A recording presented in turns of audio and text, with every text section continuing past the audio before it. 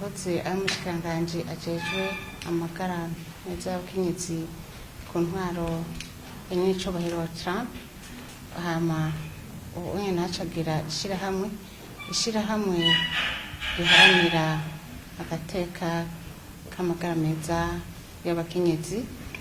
Iryo shirahamwe ryiwe yavuze ko bashingiye ku bintu bine. Icya mbere ni amagara meza y'abakenyezi n'abigeme. Icya kabiri ni imigenderanire myiza iri hagati y'abana n'abavyeyi. Icya gatatu ni ikijanye no kwigisha abantu ubuzima bwiza, ubuzima bujanye n'ayo magara meza bujanye n'ibyo basanzwe bashigikiye. Icya nyuma ni uko bashigikira hamwe n'amategeko abari mu gihugu. Rero byinshi twavuganye ni uko yarifuza ko Uburundi canke twebwe n'ishyirahamwe dusanzwe turimo y'aba fondasiyo Mugiraneza yuko twese twavyumva kumwe ku bijanye n'amagara meza y'abigeme n'abakenyezi mu kurwaniriza hamwe gukorora imbanyi.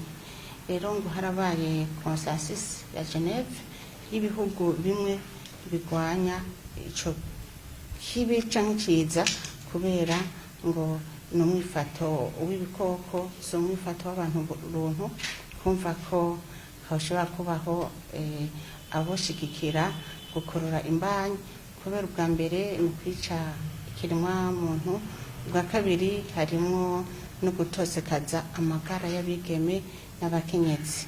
Rero nawe yashaka ko mu Burundi twovyumva kumwe tukifatanya nabo.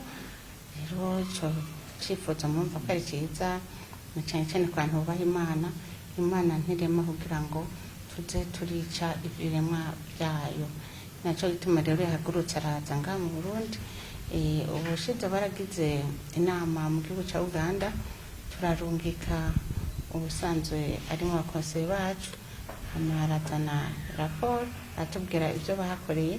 Naco yifuza ko yoza kuvyivugira ngaha mu Burundi. Rero intumbero y'urugendo ni uko twumva kumwe iyo consensus ya Geneve yo kuganiriza hamwe ico kiza co gukora imbanyi kubw'amagara meza y'abakenyezi n'abigeme. Rero twumvanye ko ico gikorwa twogihera ahandi.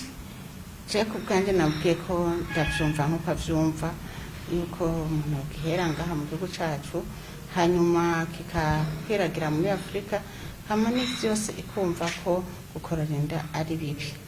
Yacavuga ko hariho abitwaza droit international, droit international ko itosekaza amagara y'abantu, ahubwo umuntu umwe wese canke igihugu ico arico cose cokumva ineza yabo mu gihugu mu cabo, na cane cane bisunze imico n'imigenzo.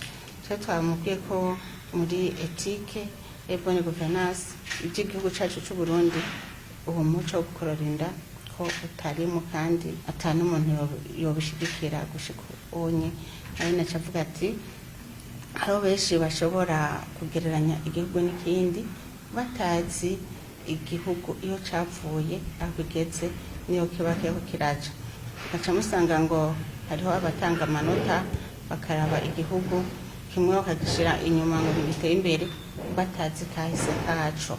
Rero naca ndamumira ko niyagaruka tuzoshaka kumutembereza igihugu cacu c'u Burundi akibone neza, kubera afise umwanya muto, yakibone neza inovore ivyiza vy'u Burundi, inovore akayaga keza ku Burundi, ndetse n'ibifungurwa vy'u Burundi avyinovore.